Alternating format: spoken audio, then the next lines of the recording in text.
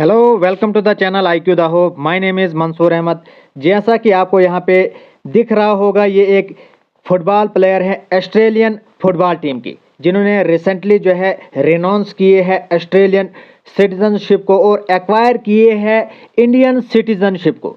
तो सारा मसला हम सुलझाते हैं कि ऐसा क्यों हुआ कि इनका नाम जो है रियान विलियम्स है, जो कि ऑस्ट्रेलियन पासपोर्ट होल्डर थे।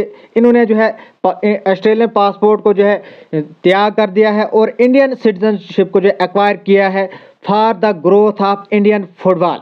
तो huge respect for Ryan Williams. तो अगर हम देखेंगे यहाँ पे इनकी इमेज आपको दिख रही होगी, बिल्कुल क्लियर इमेज है। ऑस्ट्रेलियन फुटबॉलर है जिनका नाम रियान विलियम्स है। इन्होंने जो है रिसेंटली जो है इंडियन फुटबॉल टीम को जो है वो ज्वाइन किया है और वो इंडियन सिटीजनशिप को जो है एक्वायर करने वाले बने हैं। अब ये आने वाले दौर में हम देखेंगे कि ये जो है ऑस्ट्रेलियन टीम के बजाय इंडियन क्रिकेट फुटबॉल टीम के अंदर जो है खेलने में देखेंगे। तो इसके अलावा अगर हम देखेंगे तो ऑस्ट्रेलियन रियान विलियम्स, जो कि जिन्होंने अंडर 23 और सीनियर टीम फुटबॉल टीम के अंदर जो है ऑस्ट्रेलिया को जो है रिप्रेजेंट किया था, तो अब जो है इन्होंने जो है ऑस्ट्रेलियन सिटीजनशिप को ही जो है रिनाउंस किया है और इंडियन सिटीजनशिप को जो है एक्वायर किया है। ये एक अच्छी अचीवमेंट है पूरी इंडिया के लिए भी और ख़ासकर इंडियन फुटबॉल टीम के लिए भी।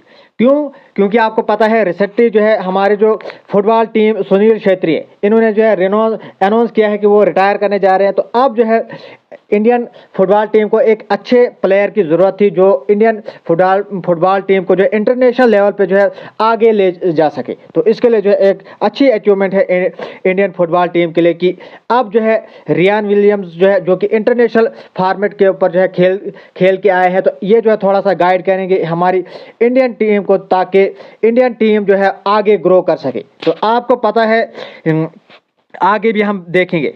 आगे अगर हम देखेंगे रियान विलियम्स की बात कर रहे हैं। रियान विलियम्स की अगर हम बात करेंगे तो रियान विलियम्स जो कि ऑस्ट्रेलियन बॉर्न प्लेयर हैं, इन्होंने जो है पहले भी जो है ऑस्ट्रेलियन फुटबॉल टीम को जो इंटरनेशनल लेवल पे जो है वो रिप्रेजेंट किया है। अब इन्होंने जो है इंडियन सिटीजनशिप को जो एक्वायर किया है via his Anglo Indian heritage, यानी कि एंग्लो इंडियन ओरिजिन उन लोगों का होता है। जैसा कि आपको पता है कि जब ब्रिटिशर्स इंडिया के ऊपर जो है वो कंट्रोल कर रहे थे, इंडिया के ऊपर जो है ब्रिटिश राज चल रहा था, तो उस वक्त जब ब्रिटिशर्स यहाँ से चले गए तो कुछ लोग ब्रिटिशर्स ऐसे भी थे जिन्होंने जो है इंडियन ओरिजिन की वुमेन्स के साथ जो है शादी की थी। तो अब अगर हम रियान विलियम्स की बात करेंगे तो इनके जो एंसेस्टर्स में देखेंगे तो इनकी मदर जो है वो इंडियन रह चुकी है।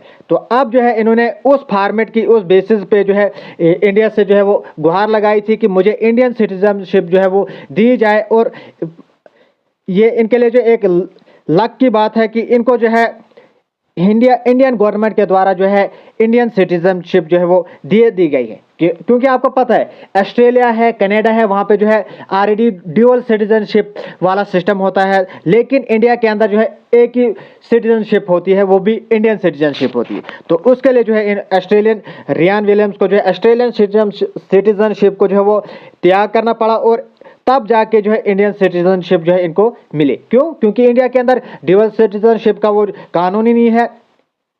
अब अगर हम देखेंगे तो बाहर की कंट्री जैसे कि ऑस्ट्रेलिया है, अमेरिका है, कनाडा है, वहाँ पे अगर कोई अमेरिकन सिटीजनशिप वाला बंदा है तो वो इजराइल का भी सिटीजन होता है, तो वैसे लेकिन इंडिया के अंदर एक ही सिटीजनशिप होती है। तो उसके लिए जो है बहुत सारी चीज़ों का होना ज़रूरी होता है। एक तो अगर किसी ने इंडियन सिटीजनशिप को जो एक्वायर करना है तो उसके लिए उसको कम से कम 7 साल तक हिंदुस्तान के अंदर रहना पड़ेगा। क्यों?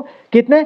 7 ईयर्स तक जो हिंदुस्तान के अंदर रहेगा तो उसको जो इंडियन सिटीजनशिप जो है वो दे दी जाएगी ना। नहीं तो ऐसा पॉसिबल नहीं है। या तो कोई इंसान जो है जो इंडियन ओरिजिन की वुमेन के साथ शादी करे या इंडियन ओरिजिन के मैन के साथ शादी करे, उनके लिए भी ऐसे प्रावधान हमारे कॉन्स्टिट्यूशन के अंदर रखे गए हैं। अब अगर हम देखेंगे रियान विलियम्स ने एक अचीवमेंट हासिल की है। अब अगर हम देखेंगे ये जो मूव है ये एलिजिबल हुआ इस बेसिस पे रियान विलियम्स जो है नेशनल फुटबॉल टीम को जो है वो ज्वाइन करने जा रहे हैं अंडर फीफा एलिजिबिलिटी रूल्स के अंदर, और जिस नेशनल फुटबॉल टीम को, जो कि हमारी फुटबॉल टीम है, इसको ब्लू टाइगर्स भी कहा जाता है। देखो JKSSB के अंदर, UPSC के अंदर, SSC के अंदर ऐसे सवाल पूछे जाते हैं कि ब्लू टाइगर्स कौन सी टीम को कहा जाता है। याद रखें, हमारे प्यारे भारत की जो नेशनल फुटबॉल टीम है उसको ब्लू टाइगर्स भी कहा जाता है, जिनको लीड कर रहे थे हमारे सुनील छेत्री। अब इन्होंने जो है अनाउंस किया है कि वो रिटायर करने जा रहे हैं। अब अगर हम देखेंगे तो ये जो सुनील छेत्री, इन्होंने जो है रियान विलियम्स को जो है रिसेंटली कोई सेरेमनी हो रही थी, तो वहाँ पे जो है इंडियन पासपोर्ट जो है इनको हैंड ओवर किया, और इसके बाद जो है रियान विलियम्स इंडियन सिटीजनशिप को जो है एक्वायर करने वाले एक एथलीट बन गए। अब अगर हम देखेंगे ये जो मैटर है ये इम्पॉर्टेंट क्यों है, इसको भी जानना ज़रूरी है। रियान विलियम्स जो है इनके पास जो है इंटरनेशनल एक्सपीरियंस है। क्यों? क्योंकि इन्होंने जो ऑस्ट्रेलियन यूथ लेवल पे भी जो ऑस्ट्रेलिया को रिप्रेजेंट किया है, सीनियर टीम जो थी ऑस्ट्रेलिया की उसमें भी जो है last year Australia football team को जो है ज्वाइन किया था। क्लब फुटबॉल जो था ऑस्ट्रेलिया के अंदर, इंग्लैंड के अंदर, अब जो है इंडिया के अंदर इन्होंने जो है इसको रिप्रेजेंट किया है। अब अगर हम देखेंगे इंडिया के अंदर जो क्लब लेवल के टूर्नामेंट होते हैं, जैसे कि ASL होता है, तो उसके अंदर जो है बेंगलोर फुटबॉल क्लब जो है वहाँ से जो है ये खेलते थे। अब अगर हम देखेंगे तो इंडिया के लिए जो है एक सिंगल पॉसिबल स्ट्रेटजी जो है वो लाई गई, जिसके अंदर जो है नेशनल टीम लेवल पे जो है इंडियन ओरिजिन को जो है वो दाखिल करने की जो है ज़रूरत पड़ गई थी। अब अगर हम देखेंगे ये जो है हाईलाइट करता है legal and bureaucratic hurdles since India does not permit dual citizenship. India जो है ड्यूअल सिटीजनशिप को जो है वो परमिट नहीं करता, इसलिए जो है रियान विलियम्स को जो है रेन्यूअल करनी पड़ी अपनी ऑस्ट्रेलियन सिटीजनशिप को, ताकि इंडियन सिटीजनशिप वो एक्वायर कर सकें। आगे ही समझ। अब अगर हम देखेंगे इंडियन फुटबॉल टीम की जो करंट रैंकिंग की बात करेंगे, तो इंडियन फुटबॉल टीम जो है 134 रैंक पे अभी प्रेजेंट के अंदर 2025 जब मैं ये वीडियो रिकॉर्ड कर रहा हूँ, तो अभी जो है 134 रैंक है इंडियन फुटबॉल टीम का, जिसको ब्लू टाइगर्स भी कहा जाता है फीफा मेंस वर्ल्ड रैंकिंग के अंदर।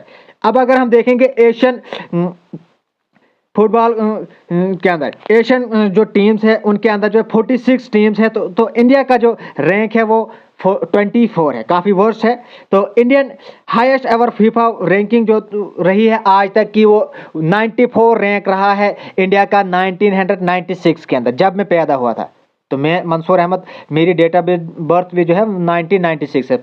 तो अब खुद ही सोचो, तो 30 साल पहले जो थी इंडियन फुटबॉल टीम की रैंकिंग जो थी 94 थी, तो उसके इससे हाईएस्ट रैंकिंग कभी आई नहीं है, उससे पीछे ही जा रहे हैं लेकिन आगे नहीं जा रहे हैं। इसके अलावा अगर हम देखें इंडियन फुटबॉल टीम के जो लेजेंड रह चुके हैं सुनील छेत्री, तो ये जो है हाईएस्ट स्कोरर रहे हैं नेशनल टीम के, जिन्होंने 94 गोल स्कोर किए हैं पूरे इंडियन की तरफ से। अब अगर हम वर्ल्ड में देखेंगे तो वर्ल्ड में जो क्रिस्टियानो रोनाल्डो है, उसके बाद लियोनेल मेसी है, तो तीसरे नंबर पे आता था सुनील छेत्री। अब आप कमेंट के अंदर बताएं कि तीसरे नंबर पे कौन से प्लेयर आते हैं, ठीक है।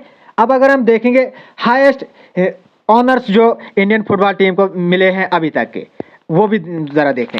गोल्ड मेडल जो है इंडिया ने जीता है एशियन गेम्स, जो कि 1951 के एशियन गेम हुए हैं या 1962 के एशियन गेम्स हुए, उनके अंदर जो है इंडियन फुटबॉल टीम को जो है गोल्ड मेडल दिया गया था। तो यानी कि गोल्ड मेडलिस्ट रह चुके हैं इंडिया 2 बार एशियन गेम्स के अंदर। और रनर अप की बात करेंगे तो 1964 के अंदर जो है रनर अप रही है इंडियन फुटबॉल टीम। अब अगर हम देखेंगे इन साउथ एशियन रीजन के अंदर इंडिया जो है काफ़ी खुशकिस्मत रहा है, क्योंकि इन्होंने जो है SAFF चैंपियनशिप जो है 8 बार जीता है, और सिल्वर और ब्रॉन्ज मेडल जो है काफ़ी बार जो है जीता है। तो ये जो है कुछ रिकॉर्ड्स हैं इंडियन टीम के जो कि इंडिया ने जो है एक्वायर किए हैं अभी तक। तो एक बार मैं फिर से आपको ये रियान विलियम्स की इमेज दिखा रहा हूँ। ये 31 ईयर्स के जो एथलीट है, जो कि इंडियन क्रिकेट फुटबॉल टीम को जो है आप ज्वाइन करने वाले हैं नेक्स्ट जो सेशन होगा एशियन गेम्स का, उसके लिए। तो इसी के साथ ये छोटा सा वीडियो जो है मैंने बनाया था, आप उम्मीद है कि आपको वीडियो पसंद आएगा। अब आपका काम है कि मेरा ये जो चैनल है IQ द होप, मैं लिख रहा हूँ ताकि आपको रिवाइज कर सकूँ। तो IQ द होप ये जो मेरा यूट्यूब चैनल है, इसको ज़रूर सब्सक्राइब करके रखें, ताकि आने वाली वीडियोज़ की नोटिफिकेशन आपको सबसे पहले मिलती रहे। Thanks for watching our videos and God bless you all.